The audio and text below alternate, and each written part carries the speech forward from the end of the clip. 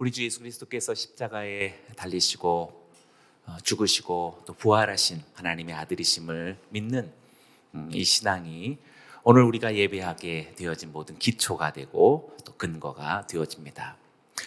예수님께서 죽음을 맞이하신 그 형틀로서의 십자가가 땅에 심겨진 나무로서 하늘을 향해 있고 또 좌우로 팔 벌려 서 있는 십자가형이다라는 그 모습 자체도 틀림없이 하나님의 섭리 속에서 주어진 것이다라고 생각합니다. 땅은 하늘을 바라보고 있고 그렇게 세워진 하나님의 어린 양은 좌우로 팔 벌려 계시다라는 이 형상 자체가 복음이고 이 형상 자체가 주님의 메시지입니다.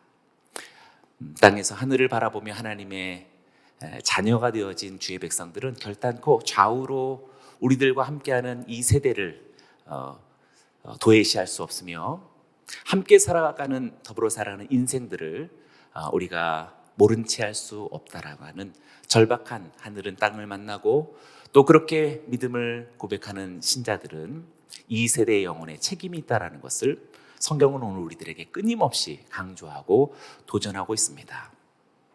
오늘 본문도 역시 새로운 피조물이라 일컫는 여기 있는 우리 모든 주의 성도들의 그 정체성은 하나님의 자녀들임과 동시에 이 세대의 모든 영혼의 책임을 갖고 있는 그러한 하나님의 직분자다라는 사실을 알려주고 있습니다. 지금까지 바울은 자신의 사도의 직분과 사도로서의 직무의 수행이 정당하다라는 것을 변호해 왔습니다. 그리고 오늘 본문으로부터 이제 그 직무는 다름 아닌 화목해야 하는 직무다라는 사실로 이제 그의 직무가 좌우로 팔 벌려 사람들에게 나아가고 있음을 우리들에게 말해주고 있습니다. 하나님을 경외하는 자는 반드시 우리가 만나는 사람들에 대한 막중한 책임감을 주 예수 그리스도께서 십자가 형틀에 달려 죽으신 하나님의 어린 양이다라는 것을 기억한다면 우리도 역시 그러해야 할 것입니다. 11절의 말씀을 제가 읽어봅니다. 그러므로 우리는 주께서 두려운 분이심을 알므로 사람들에게 권면합니다. 우리는 이미 하나님 앞에 드러나 있습니다. 나는 여러분의 양심에도 우리가 그렇게 드러나 있기를 바랍니다. 우리는 주께서 두려운 분이심을 아노라고 지금 사도 바울은 말하고 있습니다. 여기서 말하는 주의 두려우심이란 주를 향한 경외함이라고 말해야 올바를 것입니다. 바울은 우리가 주님을 향한 경외함이 있기 때문에 자신이 하나님 앞에 드러나 있다라고 말하고 있습니다. 그리고 이렇게 하나님 앞에 드러나 있음은 당연히 고린도 성도들에게도 드러나 있기를 바라노라고 그렇게 말하고 있는 것입니다. 슬쩍 읽으면 다 이해가 되는 것 같지만 꼼꼼히 잘 읽어야 지금 이 11절 말씀이 이해될 수 있을 것 같습니다. 하나님을 두려워하는데 왜 하나님께 드러나 있으며 또 하나님 앞에 드러나 있는데 왜 고린도 성도들에게도 드러나 있기를 바라는지, 이것은 앞서 제가 언급한 하나님을 믿는 주의 자녀들이 주님을 경외한다면 마땅히 좌우로 팔 벌려 있는 주님의 십자가를 생각한다면 고린도 성도들이라고 일컫는 하나님의 사람들에게도 역시 중요한 책임감을 갖는 것이다라고 지금 그러한 간절한 기대를 바울 사도가 이야기하고 있는 것입니다.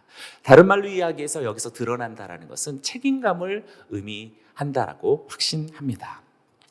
하나님을 경외하는 사람은 하나님 앞에서의 책임감을 갖는 사람입니다. 그리고 하나님 앞에 책임감을 갖는 사람은 반드시 사람에게도 책임감을 갖는 것입니다. 하나님을 경외한다라는 것은 무엇일까요? 하나님께만 잘하면 되는 것일까요? 네, 하나님께 잘한다라고 하는 하나님께로 대한 그 관계에 대한 책임성을 갖는 것과 동시에 자신에게 주어진 또 자신에게 맡겨진 일련의 사람들과의 관계에 있어서도 온전한 책임감을 불러일으키는 것은 당연한 것이라 말할 수 있겠습니다. 이와 같이 오늘 11절에서부터 사도 바울은 지금 하나님과의 관계는 마땅히 사람들과의 관계로 파생되어져 가고 있음을 우리들에게 강조하고 있습니다. 12절의 말씀을 제가 읽어봅니다. 그렇다고 우리가 또다시 여러분에게 우리를 추천하려는 것이 아닙니다. 도리어 우리는 여러분에게 우리 때문에 자랑할 기회를 주려는 것입니다. 이는 마음으로서가 아니라 외모로 자랑하는 사람들에게 여러분이 대답할 말을 가지도록 하려는 것입니다. 바울 사도는 혹시나 오해할 수 있는 사람들이 있을까 하여 12절에서 이렇게 사람들에게 책임감을 갖게 되어지는 자기 자신들의 고린도에 대한 그런 강한 사역적 헌신이 자기 자랑과 또 자기 과시가 아니다라는 사실을 먼저 이렇게 사양하고 있는 모습을 우리들에게 보여주고 있습니다. 우리도 때로는 어떤 사역을 이렇게 너무 열정적으로 말할 때 때로는 정말 하나님 앞에 순결한 마음으로 그 사역을 열중하는 것인지 아니면 그 사역에 열중하고 있는 자기 자신을 너무 사랑하고 있는 것인지 구별하지 못할 때가 있는 것 같습니다. 안타깝게도 그 후자의 사람이 비교적 너무 많다라고 생각합니다. 심지어 목회자도 정말 하나님을 경외하고 영혼들을 긍휼하고 사랑하는 마음으로서의 메시지이고 사역이고 설교인지 아니면 그것을 너무나도 잘하고 있는 자기 자신에 대한 아니면 잘하려고 하는 자기 자신에 대한 대단한 그런 집중력인지 전혀 다른 세계를 지향하는 것이라고 우리는 분별해야 하겠습니다. 그래서 12절에 말하고 있는 것처럼 또다시 여러분에게 우리를 추천하려는 것이 아닙니다라고 그렇게 자신을 과시하고 자신을 드러내는 것으로부터 거리를 두고 있습니다. 도리어 우리는 여러분에게 우리 때문에 자랑할 기회를 주려는 것이다라고 그렇게 역설적으로 이야기하고 있습니다. 오히려 이것이 왜 고린도 성도들에게 자랑할 기회가 되려는 것일까? 왜냐하면 지금 바울과 함께하는 믿음의 동역자들의 사역적 헌신은 정말 다른 거짓 선지자들, 거짓 교사들이 흔히 보여주고 있는 그 모습과는 전혀 다른 모습을 갖고 있기 때문에 그렇습니다. 그것은 흔히 거짓 교사들이 사도 바울을 폄하하고 또 그의 신앙과 사역에 대해서 선동하고 모략하는 그런 여러 가지 배후 속에 있는 그 중심 주제는 바로 외모로서 자랑하는 사람들의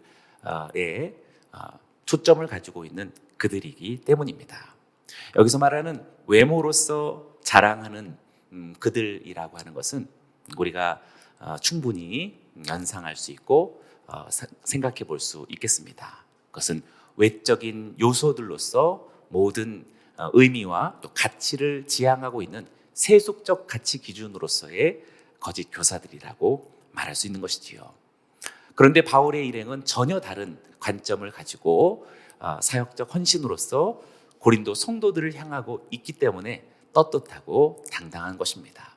그리고 그들로 인해서 고린도 성도들도 동일하게 그 관점으로서 자신의 삶과 또 신앙을 지향하게 되어진다면 그들도 역시 이것이 자랑할 만한 것이 된다라는 그런 이야기인 것이지요. 진정한 자랑이 무엇인지 알려줄 수 있는 기회가 된다라는 것입니다. 오늘 이 말씀을 통해서 저 자신도 그리고 우리 성도님들도 진정한 인생의 자랑은 무엇일까? 오늘 말씀을 통해서 우리들에게도 그것을 알려줄 수 있고 그것을 살아갈 수 있는 정말 놀라운 기회로 여겨지는 오늘 이 예배가 되기를 원합니다. 바울이 생각하는 사도적 헌신에 대한 자랑이란 진실로 외적인 것에 있지 않고 내적인 것에 있다라고 분명하게 말하고 있습니다. 빌립보서 2장 3장 7절과 8절 속에서 빌립보서의 노래와 같이 그는 이렇게 이야기한 바 있겠습니다. 이것이야말로 정말 바울의 진정한 자랑의 속성이라고 말할 수 있지요. 제가 읽어봅니다. 그러나 내게 유익하던 것들을 나는 그리스도 때문에 다 해로운 것으로 여깁니다. 내가 참으로 모든 것을 해로 여기는 것은 내 주 그리스도 예수를 아는 지식이 가장 고상하기 때문입니다. 그분으로 인해 내가 모든 것을 잃어버리고 심지어 배설물로 여기는 것은 내가 그리스도를 얻고. 두 구절만 보더라도 바울의 양심 속에 또 바울의 가치관 속에, 그리고 바울의 모든 사역적인 배경과 동기와 근거 속에 무엇을 지향하고 있는지 너무나도 선명하게 보여줍니다. 구체적인 예를 들지 않음이 오히려 더 감사합니다. 왜냐하면 구체적인 예 몇 가지로 말할 수 있는 것이 아니기 때문입니다. 사랑하는 우리 성도님들도 두 구절 속에서 말하는 그가 모든 것을 잃어버리고 심지어 배설물같이 여기는 모든 외적인 것들이 무엇인지 스스로 떠올려 보시길 바랍니다. 그리고 하나님의 성령께서는 떠올리게 하실 것이다 라고 생각합니다. 우리 모두도 그러한 외적인 세속의 가치들이 우리들에게 자꾸 부추기고 그것을 자꾸 조장하고 또 그것을 위해 살라라고 그렇게 미혹하고 있는 이 시대의 끈질긴 그런 요구 가운데서 오늘 우리 모두도 당당하게 그리고 거침없이 바울처럼 배설물같이 여길 수 있는 우리 모두가 되길 원합니다. 심지어는 고린도후서 11장 30절 말씀 속에 바울은 이렇게 말하고 있습니다. 한 목소리로 같이 읽어볼까요? 시작. 내가 자랑해야 한다면 나는 내 약한 것들을 자랑하겠습니다. 너무나도 멋진 고백이라고 생각합니다. 만약 내가 자랑해야 한다면 나는 내 약한 것들을 자랑하겠습니다. 오늘 이 말씀 짧은 구절 우리들의 양심 속에 고스란히 아로새기기 바라고 우리들의 영혼과 우리들의 모든 범사의 습관 속에 새기게 되기를 원합니다. 그렇지 않은 경우가 너무 많기 때문입니다. 우리는 이 시대가 그렇게 추구하고 있는 마치 이스라엘 앞에 하나님을 또 하나님의 백성을 희롱하고 있는 골리앗과처럼 크고 장대하고 대단하고 탁월하고 위대하고 엄청난 그런 실력과 그리고 대단함을 과시해야만 생존할 수 있고 출세할 수 있다라고 하는 이 모든 세속적 사고방식 속에 우리는 다 전전긍긍하고 부들부들 떨고 있고 어떻게 하든지 살아남으려고 하는 하나님을 잊은 채 블레셋 앞에 쩔쩔매고 있는 이스라엘처럼 그렇게 우리는 이 시대를 살아가고 있는지 모르겠습니다. 그러나 진정한 승리는 골리앗처럼 큰 사람이 등장해서 그래도 조금이라도 머리 하나 더 큰 사울이 이길 수 있는 것이 아니라 오히려 더 작은 막내 아들과 같은 다윗이 하나님을 경외하고 예배하고 그를 사랑하고 흠모하는 바로 그 사람이 골리앗을 이길 수 있다는 사실을 우리는 잊지 말아야 하겠습니다. 우리 모두에게도 이렇게 차라리 우리들의 연약함, 우리들에게 실수, 우리들에게 있는 모든 부족함, 우리 가운데 있는 많은 사람들보다 못나고 잘 되어지지 않는 형편들에 대해서 오늘 우리는 떳떳하고 진실하게 고백하듯이 자랑해야 할 것입니다. 바울의 이러한 태도는 당시의 거짓 사도들과는 결코 비교할 수도 없고 또한 그러한 것을 추구하고 있었던 거짓 사도들에게는 절대로 흉내낼 수 없었던 것들이기 때문에 바울은 자랑할 만한 기회라고 이야기하는 것입니다. 이 시대도 절대로 이해할 수 없고요. 이 시대도 주님이 오시는 날까지 절대로 그러한 삶의 태도로서 돌아가지 않습니다. 절대로 죽기까지 돌아가지 않는 것입니다. 그러나 우리는 벌써 살아있을 때 그리스도로 말미암아 우리들의 옛 삶이 죽고 주님과 함께 다시 살기에 우리는 주님의 그 모습을 따라갈 수 있는 것입니다. 할렐루야.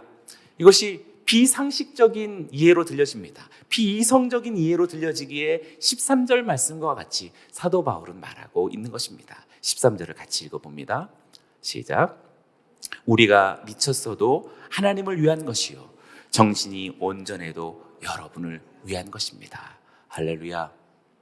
미쳤다 또 정신이 온전했다라는 두 가지 대조적인 표현을 쓰면서 바울이 갖고 있는 순전한 자신의 중심성을 아주 의연하게 이야기하고 있습니다. 미쳤다 해도 상관없는 것이지요. 왜? 우리는 하나님을 위하고 있으니까. 우리가 정신이 온전하고 상식적이고 그리고 우리가 일상적으로 살아간다 할지라도 우리는 전적으로 여러분들을 위한 삶의 목적을 가지고 있다라고 읽고 있습니다. 13절에서도 분명히 바울의 신앙과 사역은 하나님을 향하여 있고 또 여러분을 향하여 있다라는 사실을 보여주고 있습니다. 13절에서도 고스란히 십자가 형틀이 우리들에게 보여주고 있습니다. 바울을 비롯한 주님의 사역자들의 사역의 목표는 분명히 삶의 목표 자체이지 어떤 사역적인 기능적인 목표가 아니었습니다. 자기 중심이 아닌 오직 하나님을 위하여서, 그리고 또한 좌우로 팔벌려 섬기는 영혼들을 위하여서 그의 사역적 목표가 고정되어져 있고, 그것은 삶의 목적 그 자체임을 이야기하고 있는 것입니다. 사랑하는 여러분이요, 여기는 우리 모두의 삶의 목적과 의미도 하나님을 위하기 바라고, 그리고 우리에게 주어지고 우리들에게 맡겨진 좌우에 있는 우리들의 사랑하는 영혼과 마땅히 책임져야 할 선교적인 인생이 오늘 우리들에게 펼쳐지기를 주의 이름으로 축원합니다. 그렇다면 바울은 왜 이렇게 시대를 거스리고 세속적 사고방식을 왜 이렇게 충돌하듯 거스르면서 자신을 추구하는 삶이 아닌 하나님과 다른 영혼들을 향하여서 삶을 고정하고 있는 것일까요? 14절의 말씀 때문입니다. 14절의 말씀도 같이 읽어봅니다. 시작. 그리스도의 사랑이 우리를 강권하십니다. 우리가 확신하건대 한 사람이 모든 사람을 대신해 죽었으니 모든 사람이 죽은 것입니다. 선명하게 14절에서 그 이유를 밝히고 있습니다. 그리스도의 사랑이 우리를 강권하십니다. 할렐루야. 그는 숭고한 평화주의자, 인도주의자, 자기 인간애가 강한 어떤 뛰어난 그런 선각자였기 때문에 그러한 삶을 사노라고 이야기하지 않습니다. 그가 그러한 삶을 사는 까닭은 그리스도의 사랑이 강권하시기 때문이다 라고 일컫고 있습니다.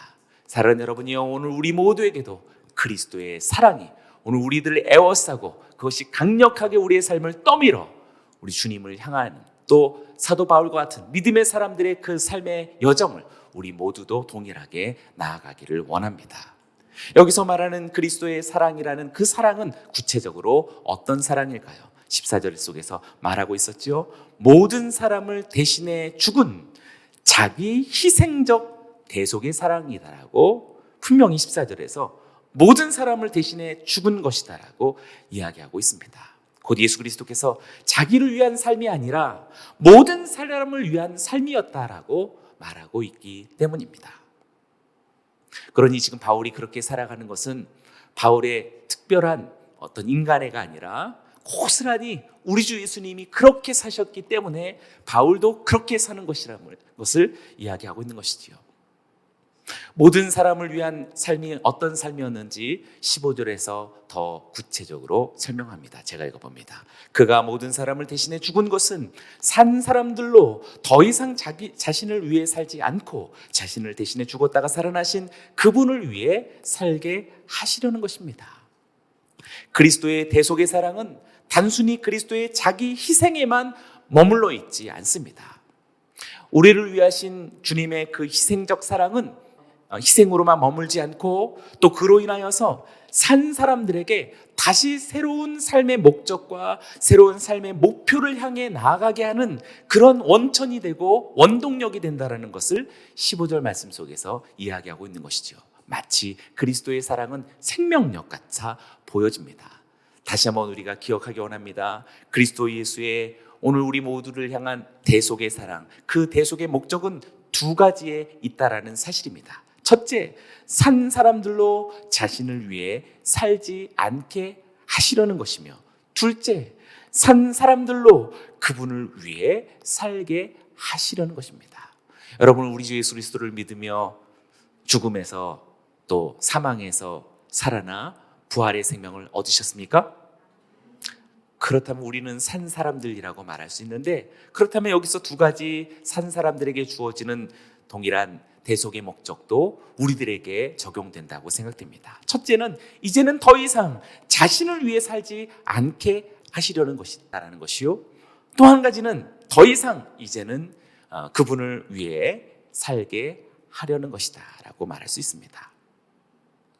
바울은 인간의 존재 목적을 단지 자신의 유익을 위해 살지 않는 것에만 머물지 않고 죽었다가 다시 사신 그리스도를 위해 사는 삶에서 찾는 것이라고 말할 수 있습니다.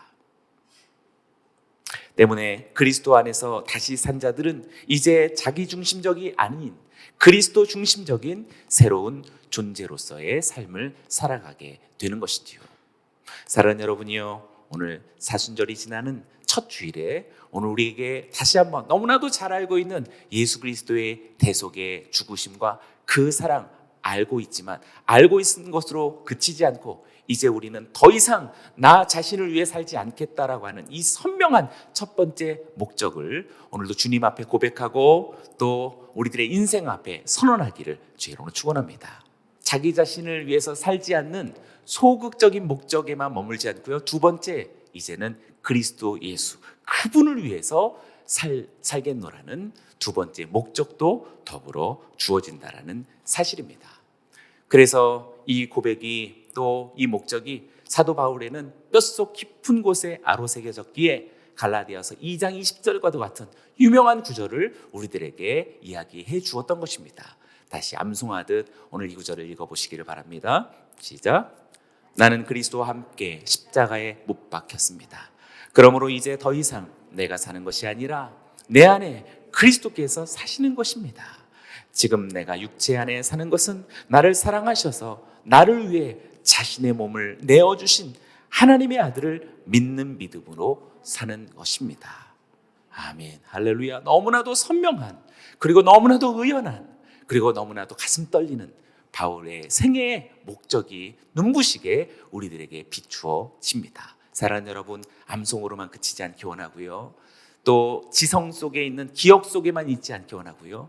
오늘 사순절 후 첫 토요 주일 예배를 통해서 우리들의 삶 속에 삶이 되고 인생이 되어지고 우리들의 앞날이 되어지기를 축원합니다.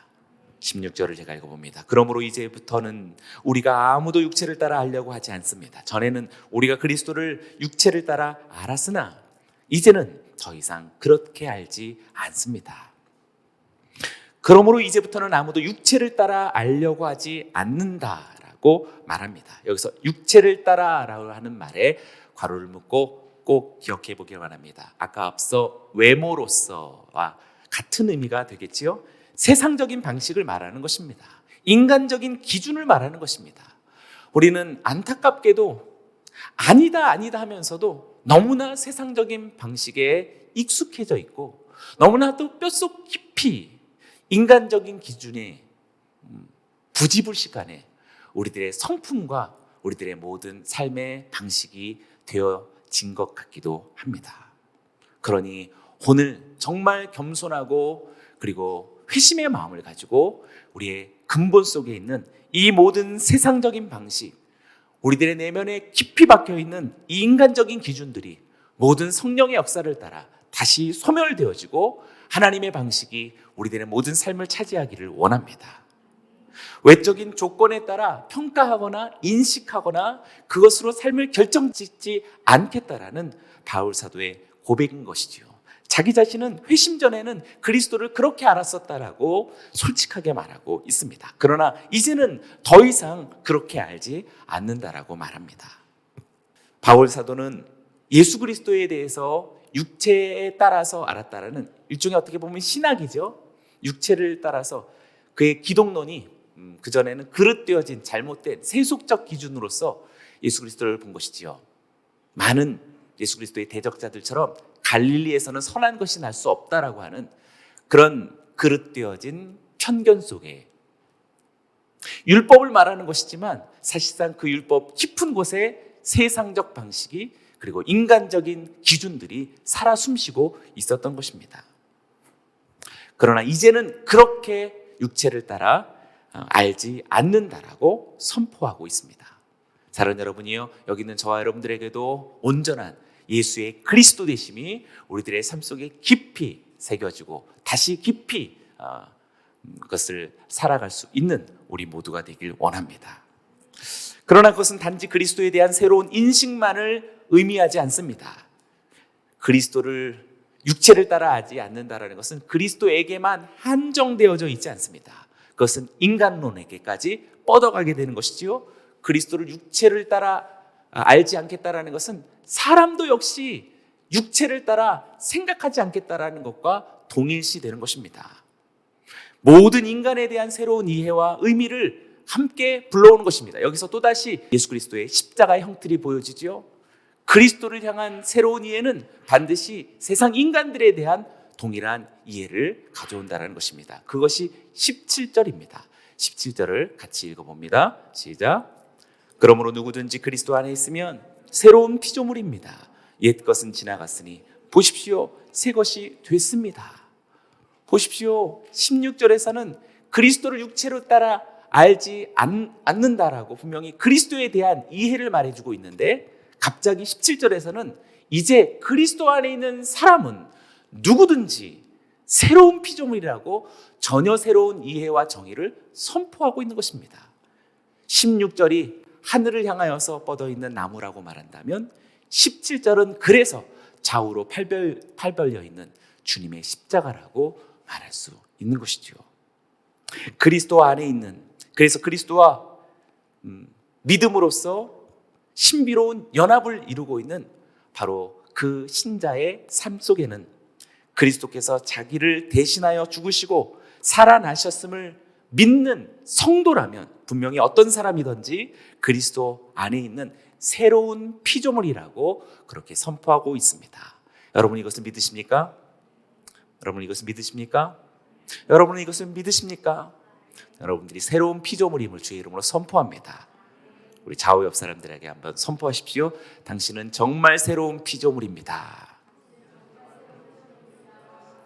네, 오늘 하루 종일 묵상해도 부족함이 있는 그런 두 단어로서의 한 서술 어구입니다. 새로운 피조물. 여기서 말하는 새로운이라고 하는 말은 어떤 시간적인 새로움을 이야기하는 것이 전혀 아닙니다. 카이네라고 하는 이 말은 질적인 새로움, 본질적인 새로움을 이야기합니다. 하나님 나라의 본성과 속성을 이야기해주는 그 새로움을 이야기합니다. 사랑하는 여러분이요, 오늘 우리가 새롭다라고 하는 것은 젊어졌다라는 말이 아닙니다. 오늘 우리가 새롭다라는 것은 예전 것 쓰던 것을 버리고 다시 새 것을 취했다라는 것이 아닙니다. 이미 예전 것인 우리이지만 우리 안에서 진정한 질적인 새로우신 그리스도로 말미암는 그분 때문에 얻게 되어지는 본성적 새로움을 우리가 취하게 되는 것이지요. 할렐루야. 그래서 이 새로움은 단지 정적인 어떤 상태를 말하지 않고 동적인 생명력, 움직이는 생명력을 이야기해주고 있는 것입니다. 고린도전서 12장 3절 말씀 속에 이렇게 말합니다. 그러므로 나는 여러분에게 알려드립니다. 하나님의 영으로 말하는 사람은 아무도 예수를 저주받은 사람이다 라고 할 수 없고, 또 성령으로 말미암지 않고는 예수는 주이시다 라고 할 수 없습니다 라고 말해서, 어떻게 새로운 피조물이 오늘 여기 고린도전서 12장 3절에서 말하고 있는 동적 생명력을 말해주는지 두 가지로 설명할 수 있습니다. 첫째는 하나님의 영, 성령이 내주하는 사람이다라고 말할 수 있겠고, 그 성령이 내주하는 사람은 둘째, 반드시 예수는 그리스도이시다, 주이시다라 말하는 그런 사람이라고 이야기합니다. 그는 침묵하지 않습니다.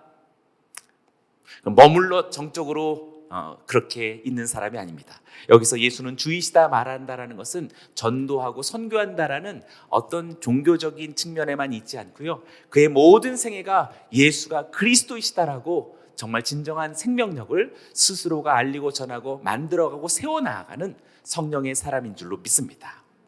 할렐루야. 사랑하는 여러분이요, 여기 있는 저와 여러분들이 정말 새로운 피조물이라면, 여러분들은 정말 성령의 사람들이어야 하고, 여러분들이 정말 성령의 사람들이라면 여러분들의 입술은 침묵할 수 없는 것이며, 여러분들의 손과 발은 절대로 하나님을 위하여서, 또 그리스도 예수를 위하여서 우리가 무엇을 어떻게 해야 될지 알지 못하는, 그렇게 주저하며 방황하며 망설이는 사람이 될 수 없는 것입니다. 힘차게 다름질하는 것이고, 그리고 선포하는 것이고, 열방을 향하여서 하나님의 나라를 증거하는 증인이 되는 줄로 믿습니다.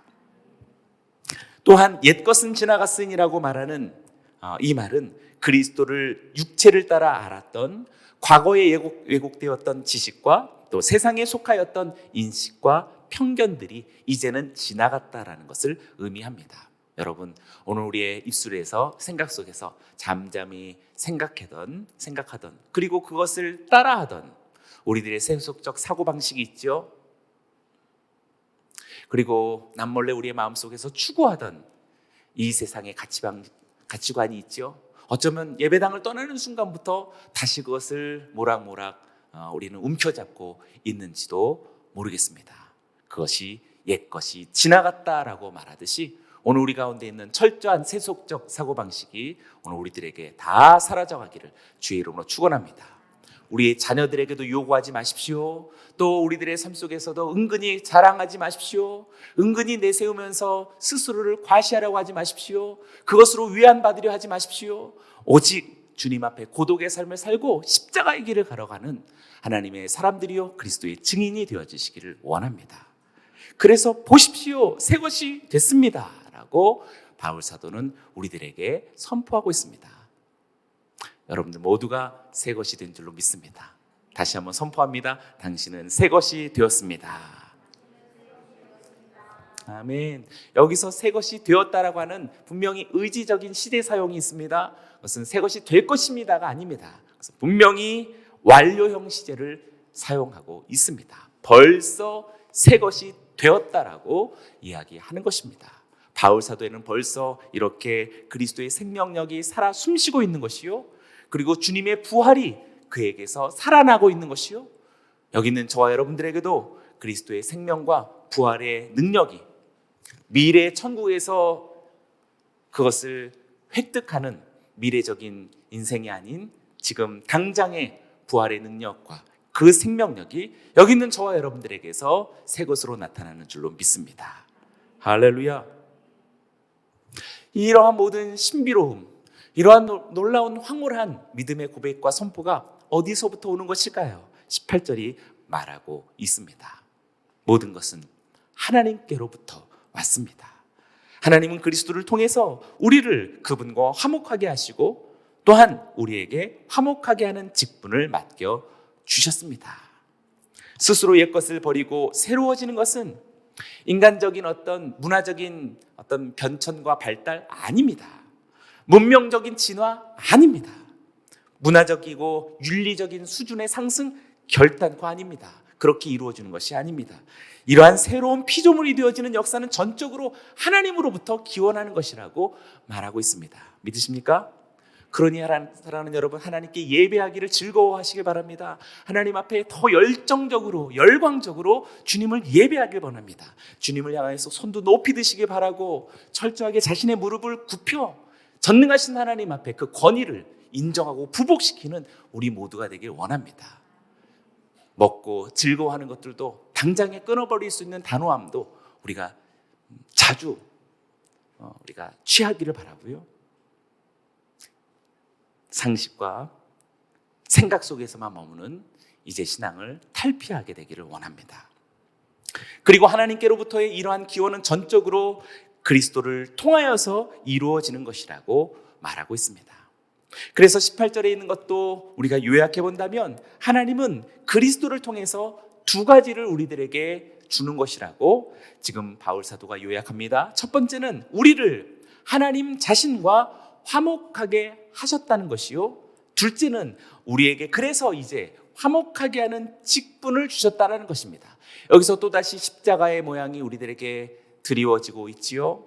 하나님 자신과 화목하게 하신 하나님은, 그리스도를 통해서 하나님 자신과 화목하게 하신 하나님은 그렇게 하나님과의 관계 속에서만 머물러 있게 하지 않으신다라는 것입니다. 우리에게 화목하게 하는 직분을 주셔서 어디로 향해야 할지를 알려주시는 것이지요. 여기서 화목하게 하는 직분이란 죄인들로 하여금 하나님께로 돌아가도록 하는 대속의 사역을 의미합니다. 그리스도의 사랑이 강권하시는도다. 어떤 사랑이? 대속의 사랑이.